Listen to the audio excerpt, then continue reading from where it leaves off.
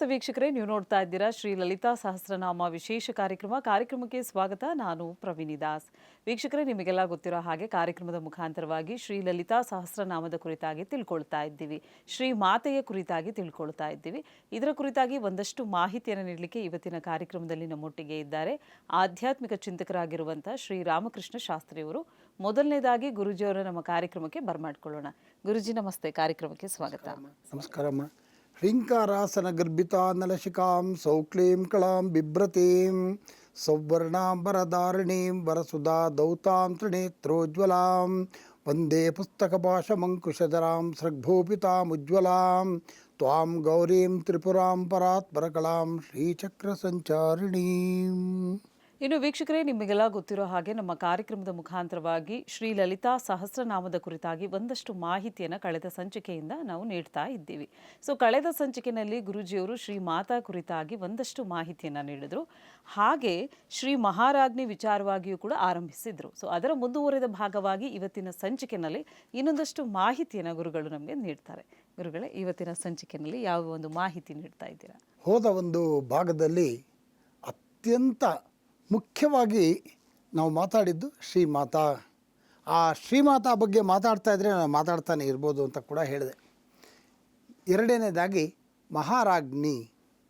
ಮಹಾರಾಜ್ಞಿ ಅಂತಂದಾಗ ನಾವು ಮೊದಲನೇ ಇದರಲ್ಲಿ ಹೇಳಿದ್ವಿ ಶ್ರೀಮಾತಾ, ಶ್ರೀ ಮಹಾರಾಜ್ಞಿ, ಶ್ರೀಮತ್ ಸಿಂಹಾಸನೇಶ್ವರಿ. ಶ್ರೀಮಾತಾ ಅಂದರೆ ಜನನಿ, ಹಾಗೆ ಸೃಷ್ಟಿ. ಮಹಾರಾಜ್ಞಿ ಸ್ಥಿತಿ ಕಾಪಾಡ್ತಕ್ಕಂಥವಳು. ಶ್ರೀಮತ್ ಸಿಂಹಾಸನೇಶ್ವರಿ ಲಯಕರ್ತಳು ಅಂತೇಳಿ ನಾವು ಅದ್ರ ಬಗ್ಗೆ ವಿವರವಾಗಿ ಆಮೇಲೆ ಮಾತಾಡೋಣ. ಮಹಾರಾಜ್ಞಿ, ಶ್ರೀ ಮಹಾರಾಜ್ಞಿ ಅಂದರೆ ಏನು? ರಾಣಿ, ರಾಜನ ಪತ್ನಿ ಅಂತ ನಾವು ಅಂತೀವಿ. ಆದರೆ ರಾಜ್ಞಿ ಅಂದ ತಕ್ಷಣ ಮಹಾರಾಣಿ. ಈ ನಮ್ಮ ರಾಜ್ಯದಲ್ಲಾಗಲಿ ದೇಶಗಳಲ್ಲಾಗಲಿ ರಾಜ ರಾಣಿ ಇದ್ದಾರೆ ಅನ್ನೋದಾದರೆ ಅವರಿಗೆ ಒಂದು ಪ್ರಿವ್ಯೂ ಇರುತ್ತೆ, ಅವ್ರದ್ದೇ ಆದ ಒಂದು ಸುತ್ತಳತೆ ಇರುತ್ತೆ, ಅವ್ರದ್ದೇ ಒಂದು ಚೌಕಟ್ಟು. ಅಷ್ಟರಕ್ಕೆ ಅವರು ರಾಜರು. ಅವರು ಇರತಕ್ಕಂಥ ಒಂದು ಅರಮನೆ ಅಥವಾ ಅವರಿರ್ತಕ್ಕಂಥ ಒಂದು ಸ್ಥಳದಲ್ಲೇ ಕೂತು ಈ ಒಂದು ಅವರ ಪ್ರಜೆಗಳ ಸೌಖ್ಯಗಳು, ಈ ಬೇಕಾಗಿರ್ತಕ್ಕಂಥ ವ್ಯವಸ್ಥೆಗಳನ್ನು ಮಾಡಿ ಕಾಪಾಡ್ತಕ್ಕಂಥವರು ಅಥವಾ ಅವರನ್ನು ನೋಡ್ಕೊಳ್ತಕ್ಕಂಥ ಒಂದು ಕೆಲಸವನ್ನು ಮಾಡ್ತಾ ಇರ್ತಾರೆ ಮಹಾರಾಜ ಅಥವಾ ಮಹಾರಾಣಿ. ಆದರೆ ನಾನೀಗಾಗಲೇ ತಿಳಿಸಿರೋ ಹಾಗೆ ಜಗನ್ಮಾತೆ ಆಗಿರ್ತಕ್ಕಂತಹ ಲಲಿತಾ ಮಾತೆ ಇಡೀ ಭೂಮಂಡಲಕ್ಕಲ್ಲದೆ ಇಡೀ ಜಗತ್ತಿಗೇನೆ ಅನೇಕ ಕೋಟಿ ಬ್ರಹ್ಮಾಂಡಗಳಿಗೇನೆ ಕೂಡ ಆ ತಾಯಿ. ಹಾಗಾಗಿ ಅಂತಹ ಜಗನ್ಮಾತೆ ಮಹಾರಾಜ್ಞಿ ಅನ್ನಿಸ್ಕೊಳ್ಳೋದು ಸರಿ. ಯಾಕೆಂತಂದರೆ ಒಂದು ಪ್ರದೇಶ ಅಲ್ಲ, ಅದು ಕೋಟಿ ಕೋಟಿ ಈ ಬ್ರಹ್ಮಾಂಡಗಳಿಗೇನೆ ಆಕೆ ಅಧಿಪತಿ, ರಾಣಿ. ಸರ್ವವನ್ನೂ ಕೂಡ ಪಾಲಿಸ್ತಕ್ಕಂಥವಳು, ಸರ್ವರಿಗೂ ಕೂಡ ಒಳ್ಳೆಯದನ್ನು ಮಾಡ್ತಕ್ಕಂಥವಳು, ಸರ್ವವನ್ನೂ ಕೂಡ ಸೃಷ್ಟಿ ಮಾಡ್ತಕ್ಕಂಥವಳು, ಬೇಕಾದ್ದನ್ನು ಕೊಡ್ತಕ್ಕಂತಹ ಅತ್ಯಂತ ಶಕ್ತಿಶಾಲಿ ಜಗನ್ಮಾತೆ ಆಗಿರ್ತಕ್ಕಂತಹ ಆ ಮಹಾರಾಜ್ಞಿ, ಇವಳಿಗೆ ಮಹಾರಾಜ್ಞಿ ಅಂತ ಹೇಳಿ. ಇನ್ನೊಂದು ಬಹಳ ಮುಖ್ಯವಾಗಿ ಇರ್ತಕ್ಕಂಥ ವಿಶೇಷ ಏನಪ್ಪ ಅಂತಂದರೆ, ಈ ಒಂದು ನಾಮದಲ್ಲಿ ಮಹಾರಾಜ್ಞಿ ಅಂತ ಅಂದಾಗ ಶ್ರೀ ಅನ್ನೋದಕ್ಕೆ ನಾನು ಹೋದ ಸತಿ ಶ್ರೀಮಾತಾ ಅನ್ನೋ ವಿಚಾರವಾಗಿ ನಾನು ಹೇಳಿದ್ದೆ. ಮಹಾರಾಜ್ಞಿ ಅಂತ ಶ್ರೀ ಜೊತೆ ಮಹಾರಾಜ್ಞಿ ಸೇರಿಸುವಾಗ ಇಲ್ಲಿ ಶ್ರೀಂ ಅಂತಕ್ಕಂಥ ಬೀಜಾಕ್ಷರ ನಾನು ಹೇಳಿದೆ, ಬೀಜಾಕ್ಷರಗಳಿಗೆ ಅತ್ಯಂತ ಶಕ್ತಿ ಇದೆ ಹಾಗೆ ಅಂತ ಹೇಳಿ. ಹಾಗೆ ಯಾವಾಗ ಈ ಬೀಜಾಕ್ಷರಗಳಿಗೆ ಅತ್ಯಂತ ಶಕ್ತಿ ಇದೆ ಅನ್ನುವಾಗ ಇದರಲ್ಲೂ ಕೂಡ ಬೀಜಾಕ್ಷರ ಸೇರಿದೆ. ಶ್ರೀ ಮಹಾರಾಜ್ಞಿ ಶ್ರೀಂ. ಆಮೇಲೆ ಆ ಮತ್ತು ಹ ಅನ್ನೋದು ಕೂಡ ಎರಡು ಅಕ್ಷರಗಳಿದೆ ಅಂತ ನಾನು ಹೇಳ್ತಾ ಇದ್ದೆ. ಒಂದು ಮಹಾಶಕ್ತಿ ಇರ್ತಕ್ಕಂಥದ್ದು, ಒಂದು ಇನ್ನೊಂದು ಶಿವ. ಈ ಎರಡು ಶಿವ ಮತ್ತು ಶಕ್ತಿಗಳ ಒಂದು ಸಮ್ಮಿಳನ ಈ ಒಂದು ಶ್ರೀಚಕ್ರದಲ್ಲಿದೆ ಅಂತ ಕೂಡ ನಾನು ಹೇಳಿದೆ. ಶಿವಶಕ್ತಿ ಐಕ್ಯ ಸ್ವರೂಪಿಣಿ ಆ ಒಂದು ನಾಮ ಬರುತ್ತೆ ಮುಂದೆ ಲಲಿತಾ ಸಹಸ್ರನಾಮದಲ್ಲಿ. ಆವಾಗ ಈ ಶಿವಶಕ್ತಿ ಐಕ್ಯ ರೂಪಿಣಿಯ ಬಗ್ಗೆ ನಾವು ವಿಸ್ತಾರವಾಗಿ ಹೇಳೋಣ. ಮಹಾರಾಜ್ಞಿ ಅಂತಂತಂದರೆ ಅಖಿಲಾಂಡ ಕೋಟಿಗಳಿಗೆ ಮಹಾರಾಣಿಯಾಗಿರ್ತಕ್ಕಂತಹ, ಅಖಿಲಾಂಡ ಕೋಟಿ ಬ್ರಹ್ಮಾಂಡಗಳಿಗೆ ರಾಣಿಯಾಗಿ ಅಖಿಲಾಂಡ ಕೋಟಿ ಬ್ರಹ್ಮಾಂಡಗಳನ್ನು ತಾನು ತನ್ನ ಒಂದು ಆಶೀರ್ವಾದದಿಂದ ಅನುಗ್ರಹದಿಂದ ರಕ್ಷಿಸ್ತಾ ಇರತಕ್ಕಂತಹ ಎಲ್ಲ ಕೋಟಿ ಕೋಟಿ ಬ್ರಹ್ಮಾಂಡಗಳಲ್ಲಿ ಏನೇನು ಬೇಕು, ಯಾರಿಗೇನು ಬೇಕು ಬೇಡ ಎಲ್ಲವನ್ನು ಕೂಡ ತಿಳಿದು ಆಯಾಯ ಕಾಲಕ್ಕೆ ನಡೆಸ್ಕೊಂಡು ಹೋಗ್ತಿರ್ತಕ್ಕಂತಹ ಆ ಜಗನ್ಮಾತೆ ಶ್ರೀ ಮಹಾರಾಜ್ಞಿ. ಮೂರನೇದು ಶ್ರೀಮತ್ ಸಿಂಹಾಸನೇಶ್ವರಿ. ನೋಡಿ, ಶ್ರೀಮತ್ ಸಿಂಹಾಸನೇಶ್ವರಿ ಅಂತ ಅಂದಾಗ ಸಿಂಹ ಅನ್ನೋದೇನು? ಅತ್ಯಂತ ಕಿಂಗ್, ರಾಣಿ ಅಥವಾ ರಾಜ. ಸಿಂಹಾಸನೇಶ್ವರಿ, ಈ ಮೃಗಗಳಿಗೆ ರಾಜ ಸಿಂಹ ಅಂದರೆ ಅತ್ಯಂತ ಉತ್ಕೃಷ್ಟವಾಗಿರ್ತಕ್ಕಂತಹ ಮಹಾರಾಜ ಅಂತ ಹೇಳಿದಾಗ ಅಂತಹ ಸಿಂಹದ ಲಾಂಛನವನ್ನು ಅಥವಾ ಸಿಂಹವನ್ನೇ ತನ್ನ ಒಂದು ಆಸನವಾಗಿ ಇಟ್ಕೊಂಡಿರ್ತಕ್ಕಂತಹ ಜಗನ್ಮಾತೆ ಈ ಶ್ರೀಮಾತಾ. ಹಾಗಾಗಿ ಶ್ರೀಮತ್ ಸಿಂಹಾಸನೇಶ್ವರಿ ಅತ್ಯಂತ ಶ್ರೇಷ್ಠವಾಗಿರ್ತಕ್ಕಂತಹ ಒಂದು ಸಿಂಹಾಸನದ ಮೇಲೆ ಆಸೀನಲಾಗಿರ್ತಕ್ಕಂತಹ ಈ ಶ್ರೀಮತ್ ಸಿಂಹಾಸನೇಶ್ವರಿ. ಇಲ್ಲಿ ಸಿಂಹ ಅನ್ನೋದನ್ನು ಹಿಂಸಿ ಅಂತ ಕೂಡ ನಾವು ಹೇಳ್ಬೋದು. ಯಾತಕ್ಕೆ ನಾವು ಹಿಂಸಿ ಅಂತೀವಿ ಅಂದರೆ, ನಾವು ಈ ಒಂದು ಇದರಲ್ಲಿ ಏನು ಶ್ರೀಮತ್ ಸಿಂಹಾಸನೇಶ್ವರಿ ಅಂತ ತಗೊಂಡಾಗ ಮೂರನೇದು ಲಯಕಾರಣಿ ಅಂತ ಹೇಳಿ, ಸಿಂಹ ಅಂತಂದಾಗ ಹಿಂಸಿ ಅಂದಾಗ ನಮ್ಮ ಲಯವನ್ನು ತೋರಿಸ್ತಕ್ಕಂತಹ ಒಂದು ಅಂಶ ಕೂಡ ಇದರಲ್ಲಿದೆ. ಹಾಗಾಗಿ ಸಿಂಹಾಸನೇಶ್ವರಿ, ಹಾಗಾಗಿ ಇದು ಲಯಕಾರಣಿ ಅಂತ ಕೂಡ ನೀವು ತಗೋಬೋದು. ಈ ತಾಯಿ ಕೂತಿರ್ತಕ್ಕಂತಹ ಸಿಂಹಾಸನ ಎಂಥದ್ದು ಅಂತಂದರೆ ಅತ್ಯಂತ ಶ್ರೇಷ್ಠವಾದ ಸಿಂಹಾಸನ ಇದು. ನೋಡಿ, ಸಾಮಾನ್ಯವಾಗಿ ರಾಜ ಮಹಾರಾಜರು ಅಥವಾ ಉನ್ನತ ಸ್ಥಾನದಲ್ಲಿರ್ತಕ್ಕಂತಹವರು ಕೂತ್ಕೊಳ್ತಕ್ಕಂತಹ ಒಂದು ಅವರ ಆಸನ ಅವರ ತೇಜಸ್ಸಿಗೆ, ಅವರ ಒಂದು ಸ್ಟೇಟಸ್ಗೆ ಉಂಟಾಗ್ತದೆ. ಯಾವ್ಯಾವ ಥರ ಬೇಕೋ ಆ ಥರ ಒಂದು ಸಿಂಹಾಸನವನ್ನು ಅವರು ಮಾಡಿಸ್ಕೊಂಡಿರ್ತಾರೆ ಅಥವಾ ಮಾಡಿರ್ತಾರೆ, ಅದ್ಮೇಲೆ ಅವರು ಅಲಂಕರಿಸಿರ್ತಾರೆ. ಆದರೆ ಈ ಕೋಟ್ಯಾನುಕೋಟಿ ಜೀವಿಗಳನ್ನು ಅಥವಾ ಕೋಟ್ಯಾನುಕೋಟಿ ಬ್ರಹ್ಮಾಂಡಗಳನ್ನು ಪಾಲಿಸ್ತಿರ್ತಕ್ಕಂತಹ ಈ ಜಗನ್ಮಾತೆ, ಅವಳ ಸಿಂಹಾಸನ ಎಂಥದ್ದಿರಬೇಕು. ಹಾಗಾಗಿ ಅದು ಭೌತಿಕವಾಗಿರ್ತಕ್ಕಂಥ ಸಿಂಹಾಸನ ಅಲ್ಲ, ಅದು ಆಕೆ ಎಂತಹ ಸಿಂಹಾಸನದ ಮೇಲಿದ್ದಾಳೆ ಅಂದರೆ, ನೋಡಿ ಇನ್ನೊಂದು ಹೇಳ್ತೀನಿ, ಯಾರೇ ಆಗಲಿ ಅವರವರ ಒಂದು ಚೌಕಟ್ಟಿನಲ್ಲಿ ರಾಜ್ಯವನ್ನು ಆಳ್ತಾರೆ ಅಂತ. ಆದರೆ ಈ ಜಗಜ್ಜನನಿ ಆಗಿರ್ತಕ್ಕಂತಹ ಲಲಿತಾ ತ್ರಿಪುರ ಸುಂದರಿ ತಾನು ಕೂತಿರ್ತಕ್ಕಂಥದ್ದು ನಮ್ಮ ಹೃದಯ ಸಿಂಹಾಸನದ ಮೇಲೆ. ಚಂಡಿ ಕವಚದಲ್ಲಿ ಒಂದು ಕಡೆ ಹೇಳ್ತಾರೆ ಇದು ಹೃದಯೇ ಲಲಿತಾಂಬಿಕಾ ಅಂತ ಹೇಳಿ, ಅಂದರೆ ಹೃದಯದಲ್ಲಿ, ಅಂದರೆ ಹೃದಯ ಅಂತಕ್ಕಂಥ ಸಿಂಹಾಸನದಲ್ಲಿ ಆಕೆ ಕೂತ್ಕೊಂಡು ಇದ್ದಾಳೆ ಅಂತ. ಪ್ರತಿಯೊಬ್ಬರಿಗೂ ಹೃದಯ ಇದೆ, ಆ ಪ್ರತಿಯೊಬ್ಬರ ಹೃದಯದಲ್ಲೂ ಕೂಡ ಆಕೆ ಕೂತಿದ್ದಾಳೆ. ಅಂದರೆ ಆಕೆ ನಮ್ಮ ದೇಹದಲ್ಲೇ ಅಲಂಕರಿಸಿಬಿಟ್ಟಿದ್ದಾಳೆ. ಇಂತಹ ಅದ್ಭುತವಾಗಿರ್ತಕ್ಕಂತಹ ಶಕ್ತಿ ನಮ್ಮಲ್ಲೇ ಇದ್ದಾಳೆ ಅನ್ನೋದಾದರೆ, ಆ ಜಗನ್ಮಾತೆಯನ್ನು ನಾವು ಎಲ್ಲಿ ನೋಡೋದಕ್ಕೆ ಪ್ರಯತ್ನ ಪಡಬೇಕು ಅಂದರೆ ನಮ್ಮಲ್ಲೇ ನೋಡಬೇಕು. ನಮ್ಮಲ್ಲೇ ಆ ಜಗಜ್ಜನನಿಯನ್ನು ನಾವು ನೋಡಬೇಕು ಅಂತಂತಂದರೆ ಪ್ರಯತ್ನ ಮಾತ್ರ ಸಂಪೂರ್ಣವಾಗಿರಬೇಕಾಗತ್ತೆ. ನಾವು ಭೌತಿಕವಾಗಿ ನೋಡ್ತಕ್ಕಂತಹ ಒಂದು ವಿಗ್ರಹ ಅಥವಾ ಭೌತಿಕವಾಗಿ ನೋಡ್ತಕ್ಕಂತಹ ಅನೇಕ ಪದಾರ್ಥಗಳು ಅಥವಾ ಒಂದು ಬೆಳಕಿರ್ಬೋದು, ಇನ್ನೊಂದಿರ್ಬೋದು, ಯಾವುದೋ ಒಂದು ಮಾಧ್ಯಮ ಇಟ್ಕೊಂಡು ನಾವು ಆ ದೇವರನ್ನು, ಆ ದೇವಿಯನ್ನು ಪ್ರಾರ್ಥನೆಯನ್ನು ಮಾಡ್ತೀವಿ. ಹಾಗೆ ಅದನ್ನು ಒಂದು ಮಾಧ್ಯಮ ಅಂತ ಹೇಳಿ ಸ್ವಲ್ಪ ದಿವಸ ಅದನ್ನು ಪ್ರಾರ್ಥನೆ ಮಾಡ್ತಾ ಮಾಡ್ತಾ ಮಾಡ್ತಾ ಮಾಡ್ತಾ ಯಾವ ಸ್ಥಿತಿಯನ್ನು ತಲುಪಬೇಕು ಅಂತಂದರೆ, ನಮ್ಮಲ್ಲೇ ನಾವು ಕಣ್ಣು ಮುಚ್ಕೊಂಡು ಕೂತ್ಕೊಂಡ್ರೆ ಆ ಜಗಜ್ಜನನಿಯನ್ನು ಕಾಣಿಸ್ಬೇಕು. ಕಣ್ಣು ಮುಚ್ಕೊಂಡು ಕೂತ್ಕೊಂಡು ಅವಳನ್ನು, ಅಮ್ಮ ನೀನು ನನ್ನಲ್ಲೇ ಇದೆಯಾ ಕಣೆ ತಾಯಿ ಅಂತ ಹೇಳಿ ಅವಳನ್ನು ನಾವು ನಮ್ಮಲ್ಲೇ ನೋಡ್ತಕ್ಕಂಥ ಪ್ರಯತ್ನ ಪಡಬೇಕು. ಹಾಗಾಗಿ ಆದ್ದರಿಂದ ಆ ಜಗನ್ಮಾತೆ ನಮ್ಮಲ್ಲೇ ಇರೋದ್ರಿಂದ ನಮ್ಮ ಪ್ರಯತ್ನ ಹೇಗಿರಬೇಕು ಅಂತಂದರೆ ಅವಳನ್ನು ನಮ್ಮಲ್ಲೇ ನೋಡ್ತಕ್ಕಂಥದ್ದು. ಮುಂದೆ ಯಾವಾಗಾರ ಅನುಕೂಲ ಇದು ಮಾತಾಡ್ತಾ ಶ್ರೀಚಕ್ರದ ಬಗ್ಗೆ ಹೇಳ್ತೀನಿ ಅಂತ ಹೇಳಿದ್ದೆ. ಆವಾಗ ನಮ್ಮಲ್ಲೇ ಆ ಶ್ರೀಚಕ್ರವನ್ನು ಒಂದು ಭಾವಿಸ್ಕೊಂಡಾಗ, ತ್ರೈಲೋಕ್ಯ ಮೋಹನ ಚಕ್ರದಿಂದ ಆ ಬಿಂದುವಿನವರೆಗೆ ನಾವು ಆ ತಾಯಿಯನ್ನು ನೆನೆಸ್ಕೊಂಡಾಗ ಆ ಶಕ್ತಿ ಅಲ್ಲಿ ಆಗ್ತಕ್ಕಂಥ ವೈಬ್ರೇಷನ್ನೇ ಬೇರೆ. ಹಾಗಾಗಿ ಈ ಶ್ರೀಮತ್ ಸಿಂಹಾಸನೇಶ್ವರಿ ಅಂದರೆ ವಿಶೇಷವಾಗಿರ್ತಕ್ಕಂತಹ ಸಿಂಹಾಸನ ಈ ಜಗನ್ಮಾತೆ ಅಲಂಕರಿಸಿರ್ತಕ್ಕಂಥದ್ದು. ಆದ್ದರಿಂದ ಶ್ರೇಷ್ಠವಾಗಿರ್ತಕ್ಕಂತಹ ಈ ಸಿಂಹಾಸನ ನೋಡಿ, ನಮ್ಮ ಜೀವನದಲ್ಲಿ ನಾವು ಜೀವನದ ಹುಟ್ಟಿದಾಗಿಂದ ಜನ್ಮಗಳಿಗೂ ಕೂಡ ನಾವು ಅನೇಕ ಜನ ತಾಯಿಯರನ್ನು ನೋಡಿರ್ತೀವಿ, ಅನೇಕ ಜನ ತಾಯಿಯರು. ಆದರೆ ಈ ತಾಯಿಯನ್ನು ಯಾವಾಗ ನಾವು ನೋಡಬೇಕು, ಆ ತಾಯಿಯನ್ನು ನಾವು ಯಾವಾಗ ಆ ಒಂದು ಸಾಕ್ಷಾತ್ಕಾರ ಮಾಡ್ಕೊಳ್ಳೋಕ್ಕೆ ಒಂದು ಪ್ರಯತ್ನವನ್ನು ಪಡ್ತೀವೋ, ಅಂದರೆ ಪರ್ಮನೆಂಟ್ ಮದರ್. ನಮಗೆ ಇರ್ತಕ್ಕಂಥ ನಮ್ಮ ಈ ಜನ್ಮಗಳಲ್ಲೂ ಇರ್ತಕ್ಕಂತಹ ತಾಯಿ ಒಂದಷ್ಟು ವರ್ಷ ಇದ್ದು ಆಕೆ ಹೋಗ್ತಾರೆ. ಆದರೆ ಮತ್ತೆ ನಾವು ಹೋಗ್ತೀವಿ, ನಾವು ಇನ್ನೊಂದು ಜನ್ಮವನ್ನು ತಾಳ್ತೀವಿ, ಮತ್ತೆ ಇನ್ನೊಬ್ಬ ತಾಯಿ. ಆದರೆ ಯಾವುದೇ ಕಾಲಕ್ಕೂ ಕೂಡ ಈ ಒಂದು ತಾಯಿಯ ಸ್ಥಿತಿ ಒಂದೇ ಇರುತ್ತೆ. ಅವಳೇ ಜಗಜ್ಜನನಿ.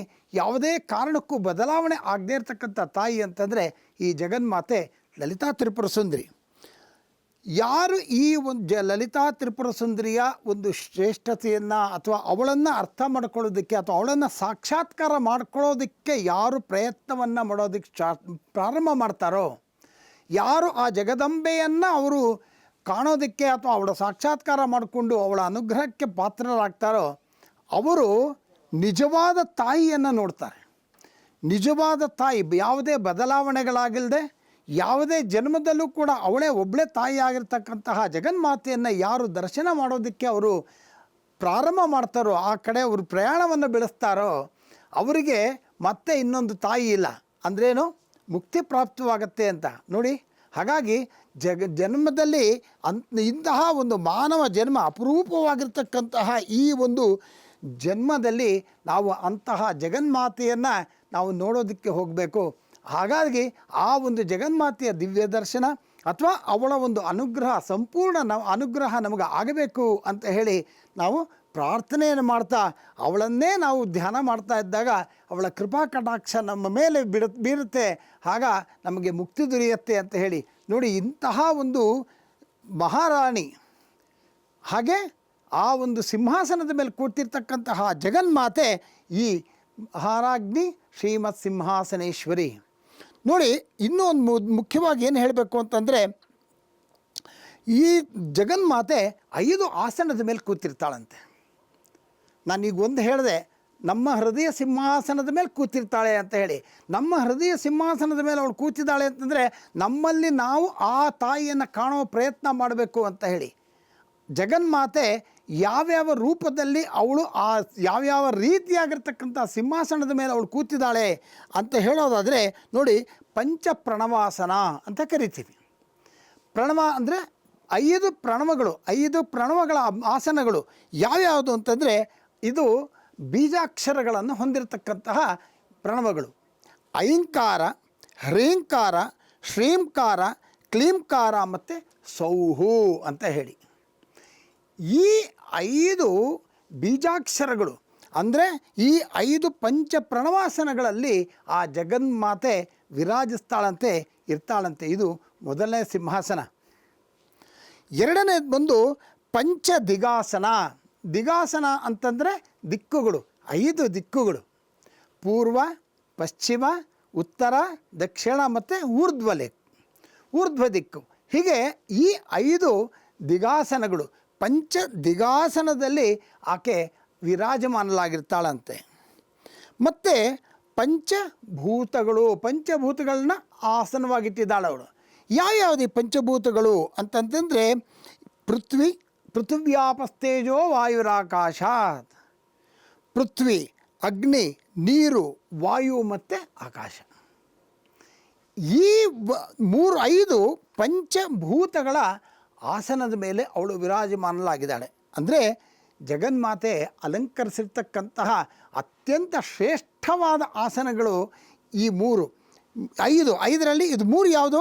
ಮೊದಲನೇದು ಪಂಚಪ್ರಣವಾಸನ, ಎರಡನೇದು ಬಂದು ಪಂಚದಿಗಾಸನ, ಮೂರನೇದು ಪಂಚಭೂತಾಸನ. ಪಂಚಭೂತಗಳು ಆಯಿತು. 4ನೇದು ಬಂದು ಪಂಚಬ್ರಹ್ಮಾಸನ. ಈ ಪಂಚಬ್ರಹ್ಮಾಸನದ ಬಗ್ಗೆ ನಾವು ವಿಶೇಷವಾಗಿ ಮಾತಾಡೋಣ. ಇನ್ನು ವೀಕ್ಷಕರೇ, ಇವತ್ತಿನ ಸಂಚಿಕೆಯಲ್ಲಿ ಒಂದಷ್ಟು ಮಾಹಿತಿಯನ್ನು ನಾವು ನೀಡ್ತಾ ಇದ್ದೀವಿ ಲಲಿತಾ ಸಹಸ್ರನಾಮದ ಕುರಿತಾಗಿ. ಇನ್ನೊಂದಷ್ಟು ಮಾಹಿತಿಯನ್ನು ನೀಡೋದು ಬಾಕಿ ಇದೆ. ಅದಕ್ಕಿಂತ ಮುಂಚಿತವಾಗಿ ಕಾರ್ಯಕ್ರಮದಲ್ಲಿ ಪುಟ್ಟದೊಂದು ವಿರಾಮ.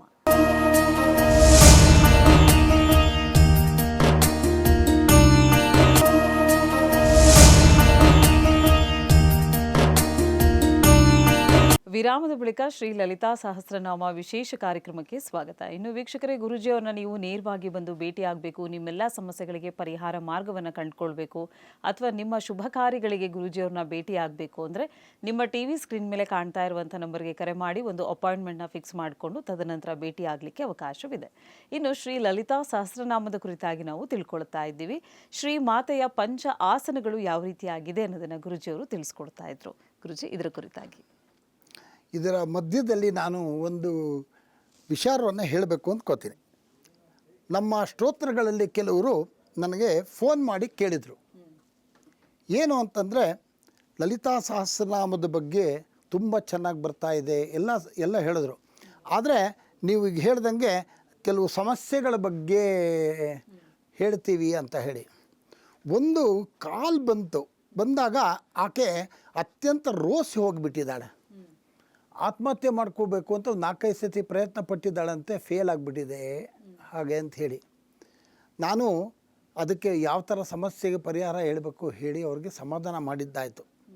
ಆದರೆ ನಾನು ನಮ್ಮ ಶ್ರೋತೃಗಳಿಗೆ, ನಮ್ಮ ವೀಕ್ಷಕರಿಗೆ ಏನು ಹೇಳೋಕ್ಕೆ ಇಷ್ಟಪಡ್ತೀನಿ ಅಂದರೆ, ನೋಡಿ, ಈ ಸಂಕಷ್ಟಗಳು ಪ್ರತಿಯೊಬ್ಬರಿಗೂ ಇದ್ದಿದ್ದೆ. ಯಾವ್ದಾದ್ರು ಒಂದು ಕಾರಣಕ್ಕೆ ಇದು ಉದ್ಭವ ಆಗ್ಬೋದು, ನಾವು ಅದರ ಬಗ್ಗೆ ವಿಶ್ಲೇಷಣೆ ಬೇಡ. ಆದರೆ ಯಾರೂ ಕೂಡ ಈ ಆತ್ಮಹತ್ಯೆಗೆ ಪ್ರಯತ್ನ ಪಡಬೇಡಿ, ಖಂಡಿತ ತಪ್ಪು ಮಾಡಬೇಡಿ. ಇದು ನನ್ನ ಕಳಕಳಿ. ಭಾಳ ನೋವಾಯಿತು ನನಗೆ ಆಕೆ ಮಾತಾಡಿದಾಗ. ನಾನು ಆತ್ಮಹತ್ಯೆ ಮಾಡ್ಕೋತೀನಿ ಅಂತ ಖಂಡಿತ ಬೇಡ. ಮಾನವ ಜನ್ಮ ದೊಡ್ಡದು, ಅದನ್ನು ಒಳ್ಳೆ ರೀತಿಯಲ್ಲಿ ಉಪಯೋಗಿಸ್ಕೊಳ್ಳಿ. ಕಷ್ಟಗಳು ಬರುತ್ತೆ ರೀ, ಯಾರು ಕಷ್ಟ ಬರಲ್ಲ, ಎಲ್ರಿಗೂ, ನನಗೂ ಕಷ್ಟ ಬರುತ್ತೆ, ಎಲ್ರಿಗೂ ಕಷ್ಟ ಬರುತ್ತೆ. ಹಾಗಂತ ಅಂದ್ಬಿಟ್ಟು ಜೀವ ಕಳ್ಕೊಂಬಿಟ್ರೆ ಸಮಾಧಾನ ಅಥವಾ ಅದೇ ಪರಿಹಾರನ? ಖಂಡಿತ ಇಲ್ಲ. ದಯವಿಟ್ಟು ಯಾರೂ ಕೂಡ ಅಂತಹ ದುಸ್ಸಾಹಸಕ್ಕೆ ಕೈ ಹಾಕಬೇಡಿ. ಆದರೆ ಪರಿಹಾರಕ್ಕೆ ಒಂದು ಪರಿಹಾರ ಇದ್ದೇ ಇರುತ್ತೆ. ನಿಮ್ಮ ಮನಸ್ಸಿಗೆ ಬೇಜಾರಾಯ್ತಾ, ತುಂಬ ನೋವಾಗ್ತಾ ಇದೆಯಾ, ಪ್ರತಿ ದಿವಸ ದೇವಸ್ಥಾನಕ್ಕೆ ಹೋಗಿ ಅಲ್ಲಿ ದೇವಸ್ಥಾನದಲ್ಲಿ ಒಂದು ಸೇವೆಯನ್ನು ಗುಡಿಸೋದು, ಸಾರಿಸೋದು, ಏನೋ ಒಂದು ಮಾಡಿ ದೇವ್ರಿಗೊಂದು ಸೇವೆ ಮಾಡಿ. ಅಥವಾ ನಿಮಗೆ ಎಲ್ಲಾದ್ರೂ ಒಂದು ಕಡೆ ಕೂತ್ಕೊಂಡು ಒಬ್ಬರೇ ಕೂತ್ಕೊಂಡು ಏನೇನೋ ಆಲೋಚನೆ ಮಾಡಬೇಡಿ. ನಿಮ್ಮ ಪಾಡಿಗೆ ನೀವು ಏನೋ ಒಂದು ಎಂಗೇಜ್ ಆಗಿರಿ. ದೇವಸ್ಥಾನಕ್ಕೆ ಹೋಗಿ ಅಥವಾ ನಿಮಗೆ ಬೇಕಾಗಿರೋರ ಹತ್ರ ಕೂತ್ಕೊಂಡು ಮಾತಾಡಿ. ನಿಮ್ಮನ್ನು ನೀವು ಕೀಪ್ ಯುವರ್ ಸೆಲ್ಫ್ ಎಂಗೇಜ್ಡ್. ನಿಮ್ಮನ್ನು ನೀವು ಏನು ಒಟ್ಟಿಗಿರೋದಕ್ಕೆ, ಯಾರ ಜೊತೆ ಎಲ್ಲದು ಇದು ಒಳ್ಳೆಯದನ್ನು ಮಾತಾಡೋದಕ್ಕೆ, ನಿಮ್ಮ ಮನಸ್ಸು ಕೆಡದೇ ಇರೋ ರೀತಿಯಲ್ಲಿ ನೀವು ಇರೋ ಹಾಗೆ ಸ್ವಲ್ಪ ಅಭ್ಯಾಸ ಮಾಡ್ಕೊಳ್ಳಿ. ಕಷ್ಟಗಳು ಪರಿಹಾರ ಆಗಿಬಿಡುತ್ತೆ. ದೇವಿ ನಿಮ್ಮನ್ನು ಒಳ್ಳೇದು ಮಾಡ್ತಾಳೆ. ನಾನು ಸಂತೋಷ ಅನ್ನತ್ತಾರೆ ನೀವು ಲಲಿತಾ ಸಹಸ್ರನಾಮದನ್ನು ಕೇಳ್ತಾ ಇದ್ದೀರಿ. ಈ ಜಗನ್ಮಾತೆ ನಿಮಗೆ ಯಾವ ಕಾರಣಕ್ಕೂ ಕೈ ಬಿಡೋದಿಲ್ಲ ಅಂತ ನಾನು ಹೇಳ್ತಾ ಇದ್ದೀನಿ. ಹಾಗಾಗಿ ಶ್ರೀಮಾತ್ರೇ ನಮಃ, ಶ್ರೀಮಾತ್ರೇ ನಮಃ ಅಂತ ಆದಷ್ಟು ನಿಮ್ಮ ಪ್ರಯತ್ನವನ್ನು ಮಾಡ್ತಾ ಹೇಳ್ತಾ ಇರಿ, ನಿಮಗೆ ಶುಭವಾಗುತ್ತೆ. ಈ ಸಂದರ್ಭದಲ್ಲಿ ನನಗೆ ಇದು ಹೇಳಬೇಕು ಅನ್ನಿಸ್ತು ಮೇಡಮ್. ಯಾಕಂದರೆ ಭಾಳ ದುಃಖದಿಂದ ಆಕೆ ಮಾತಾಡಿದಾಗ ನನಗೆ ಅಯ್ಯೋ ಅನ್ನಿಸ್ತು. ಹಾಗೆ ನೀನು ಶ್ರೀಮಾತ್ರೆ ನಮ ಅಂತ ಹೇಳು. ನಿನಗೆ ಯಾವಾಗಲೂ ಯಾರ ಜೊತೆನಾದರೂ ಇರೋದು, ಒಬ್ಬೊಬ್ಬರು ಇದ್ರೆ ತಾನು idle mind is devil's workshop, ಅದು ಬೇಡ ರೀ. ತುಂಬ ಇಂಥ ಒಳ್ಳೆ ಜನ್ಮ ಕೊಟ್ಟಿದ್ದಾನೆ ದೇವರು. ಏನೋ ಪಾಪಕರ್ಮದಿಂದ ಈ ಥರ ಸಂಕಷ್ಟಗಳು ಬಂದಿದೆ, ಪರಿಹಾರ ಮಾರ್ಗ ಹುಡ್ಕೋಬೇಕೇ ಬಿಟ್ಟರೆ ಆತ್ಮಹತ್ಯೆ ಮಾಡ್ಕೋಬಾರ್ದು. ನಾನು ಎಲ್ರಿಗೂ ಕಳಕಳಿಯಿಂದ ಬೇಡ್ಕೊಳ್ತೀನಿ, ದಯವಿಟ್ಟು ಆತ್ಮಹತ್ಯೆಗಳು ಮಾಡ್ಕೋಬೇಡಿ. ದಟ್ ಈಸ್ ವೆರಿ ರಾಂಗ್, ಬೇಡ. ಈಗ ನಾವು ನಮ್ಮ ಒಂದು ಲಲಿತಾ ಸಹಸ್ರನಾಮದಕ್ಕೆ ಬಂದು ಬಿಡೋಣ. ನೋಡಿ, ಶ್ರೀಮಾತ್ ಸಿಂಹಾಸನೇಶ್ವರಿ ಅಂತ ಹೇಳಿದಾಗ ನಾನು 5 ಆಸನಗಳು, ಭಾಳ ಉತ್ತಮವಾಗಿರ್ತಕ್ಕಂಥ ಆಸನಗಳು ಅಂತ ಹೇಳಿದೆ ನಾನು. ಪಂಚಪ್ರಣವಾಸನ, ಪಂಚದಿಗಾಸನ, ಪಂಚಭೂತಾಸನ ಅಂತ ಹೇಳಿದೆ, ಪಂಚಭೂತಗಳು ಅಂತ ಹೇಳಿದೆ. ಮುಂದಕ್ಕೆ ಪಂಚಬ್ರಹ್ಮಾಸನ ಅಂತ. ಇದು ಎಷ್ಟು ಮುಖ್ಯವಾಗಿದೆ ಅಂತಂದರೆ, ನೋಡಿ, ಶಕ್ತಿ ಇಲ್ಲದೆ ಇದ್ದರೆ ಬ್ರಹ್ಮ ವಿಷ್ಣು ಮಹೇಶ್ವರ ಯಾರಿಗೂ ಏನು ಇಲ್ಲ ಅಂತ. ಶವ ಅಂತ ಗೊತ್ತಾ ನಿಮಗೆ? ಆಶ್ಚರ್ಯ ಆಗುತ್ತೆ. ಹೌದು.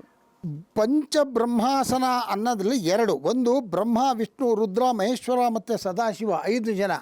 4 ಜನ ಆ ಸಿಂಹಾಸನದ 4 ಕಾಲುಗಳಾದರೆ ಈ ಹಲಗೆ ಏನಿದೆ ಅವನು ಸದಾಶಿವ. ಅವನ ಮೇಲೆ ಆಕೆ ಕೂತ್ಕೊಂಡು ವಿರಾಜಿಸ್ತಾಳೆ. ಯಾವಾಗ ಆ ದೇವಿಯ ಶಕ್ತಿ ಅವರಲ್ಲಿ ಉಂಟಾಗಿರುತ್ತೋ ಅವರು ಆವಾಗ ಪಂಚಬ್ರಹ್ಮಾಸನ ಆಗ್ತಾರೆ. ಗೊತ್ತಾಗ್ತಾ ಇದೆಯಾ? ಯಾವಾಗ ಆ ಶಕ್ತಿ ಅವರಿಂದ ಈಚೆ ಬಂದ್ಬಿಡುತ್ತೋ, ಇರೋದಿಲ್ವೋ, ಆವಾಗ ಅದು ಶವಾಸನ. ಅಂದರೆ ಅಲ್ಲಿಗೆ ಎಲ್ಲಿ ಶಕ್ತಿ ಇಲ್ವೋ ಅಂದರೆ ಅದು ಏನು ಕರಿತೀವಿ, ಇದು ಜೀವ ಇಲ್ಲದೆ ಇರೋದಕ್ಕೆ ಪ್ರೇತ ಅಂತ ಕರಿತೀವಿ. ಸೊ ಅಲ್ಲಿಗೆ ಪಂಚಪ್ರೇತಾಸನ ಅಂತ ಆಗುತ್ತೆ. ಪ್ರೇತಗಳು ಪಂಚಪ್ರೇತಾಸನ. ಯಾವುದಕ್ಕೆ ಜೀವ ಇದೆಯೋ ಅದು ಬ್ರಹ್ಮಾಸನ ಆಯಿತು.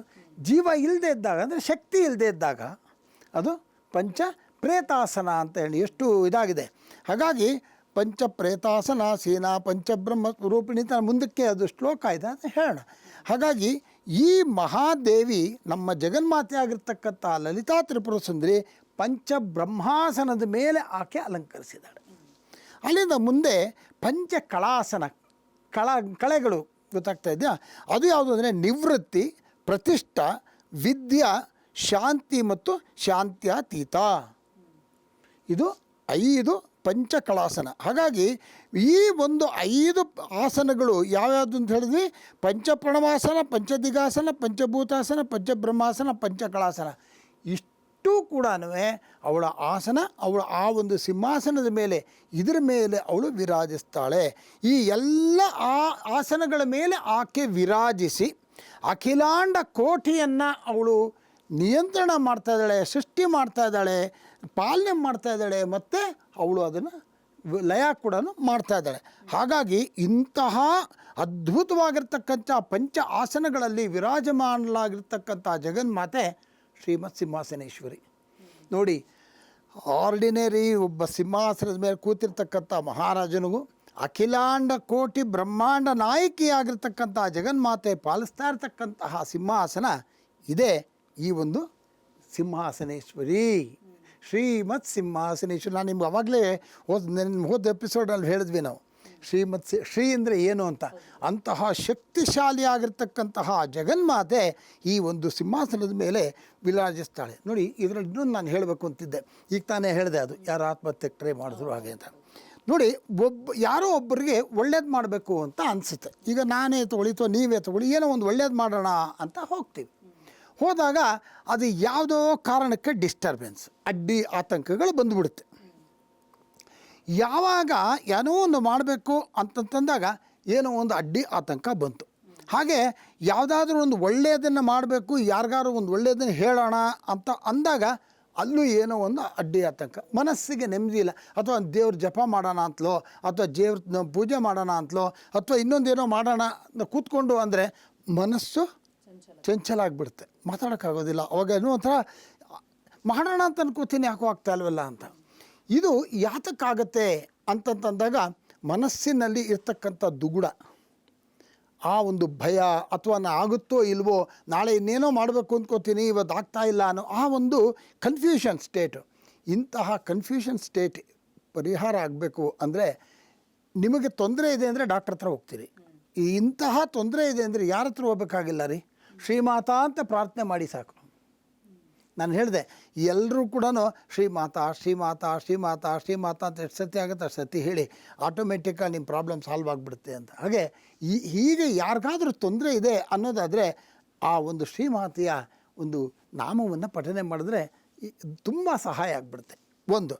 ಎರಡನೇದು, ಈ ಒಂದು ದೇವರ ಇದು ಒಂದು ಪಾರ್ಟ್ ಆದರೆ, ಎರಡನೇದು ಇಂಥ ಸಂದರ್ಭದಲ್ಲಿ ಯಾರಿಗಾದರೂ ಜಗದಾಂಬೆನ ಆರಾಧಿಸುವಂಥ ಬುದ್ಧಿ, ಇದು ಭಾಳ ಮುಖ್ಯ.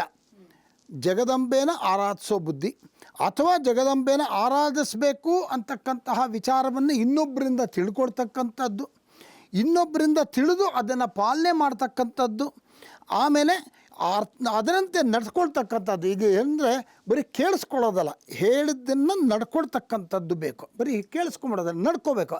ಅಂತಹ ಒಂದು ಬುದ್ಧಿ, ಆಮೇಲೆ ಒಳ್ಳೆಯ ನಡತೆ, ಒಳ್ಳೆಯ ಗುಣವನ್ನು ಸಂಪಾದನೆ ಮಾಡಬೇಕು ಅಂತಂತಂದರೆ ಅದಕ್ಕೆ ಸಂಸ್ಕಾರ ಬೇಕು, ಒಳ್ಳೆಯ ಸಂಸ್ಕಾರ ಬೇಕು. ಈ ಸಂಸ್ಕಾರ ಬೇಕು ಅಂತಂತಂದರೆ ನಾವು ಆ ಸಂಸ್ಕಾರ ಇರ್ತಕ್ಕಂಥವ್ರ ಜೊತೆನಲ್ಲಿ ಇರಬೇಕು. ಕನ್ನಡದಲ್ಲಿ ಒಂದು ಗಾದೆ ಇದೆ, ಸಗಣಿ ಜೊತೆ ಸರಸಕ್ಕಿಂತಾನು ಏನೋ ಅಲ್ಲ, ಗಂಧದ ಜೊತೆ ಗುದ್ದಾಡೋದು ಮೇಲು ಅಂತ ಅಲ್ವಾ. ಸಗಣಿ ಜೊತೆ ಸರಸ ಮಾಡೋದು ಬೇಡ, ಗಂಧದ ಜೊತೆ ಗುದ್ದಾಡಿ, ಆವಾಗ ಆ ಗಂಧದ ವಾಸನೆ ಆದರೂ ನಮಗೆ ಬರುತ್ತೆ. ಹಾಗಾಗಿ ಒಳ್ಳೆಯವರ ಸಹವಾಸ ಮಾಡಿದ್ರೆ, ಅಥವಾ ಒಳ್ಳೆಯ ಸಂಸ್ಕಾರ ಇರತಕ್ಕಂಥವ್ರು ನಾವು ಜೊತೆಯಲ್ಲಿ ನಾವಿದ್ದಾಗ ಖಂಡಿತವಾಗ್ಲೂ ಕೂಡ ನಮಗೂ ಒಳ್ಳೆಯ ಸಂಸ್ಕಾರ ಬೆಳೀತಾ ಹೋಗುತ್ತೆ. ಇದುವರೆಗೂ ಕಾರ್ಯಕ್ರಮದಲ್ಲಿ ಭಾಗವಹಿಸಿ ಸಾಕಷ್ಟು ವಿಚಾರವನ್ನು ನಮಗೆ ತಿಳಿ ಹೇಳಿದ್ದೀರಾ, ಧನ್ಯವಾದಗಳು. ನಮಸ್ಕಾರಮ್ಮ. ಇನ್ನು ವೀಕ್ಷಕರೇ, ಇವತ್ತಿನ ಕಾರ್ಯಕ್ರಮದಲ್ಲಿ ಒಂದಷ್ಟು ಮಾಹಿತಿಯನ್ನು ಗುರುಜಿ ಕಡೆಯಿಂದ ನಾವು ಪಡ್ಕೊಂಡಿದ್ದೀವಿ ಶ್ರೀ ಲಲಿತಾ ಸಹಸ್ರನಾಮದ ಕುರಿತಾಗಿ. ಇನ್ನು ಸಂಸ್ಕಾರದ ಬಗ್ಗೆನೂ ಕೂಡ ಒಂದಷ್ಟು ಮಾಹಿತಿಯನ್ನು ಗುರುಜಿ ನಮಗೆ ನೀಡಿದ್ದಾರೆ. ಇವತ್ತಿನ ಕಾರ್ಯಕ್ರಮ ಎಲ್ಲರಿಗೂ ಇಷ್ಟವಾಗಿದೆ ಅಂತ ಭಾವಿಸ್ತಾ ಕಾರ್ಯಕ್ರಮವನ್ನು ಮುಕ್ತಾಯಗೊಳಿಸ್ತಾ ಇದ್ದೀವಿ. ಮತ್ತೆ ನಿಮ್ಮ ಭೇಟಿ ಮುಂದಿನ ಸಂಚಿಕೆಯಲ್ಲಿ. ಧನ್ಯವಾದಗಳು.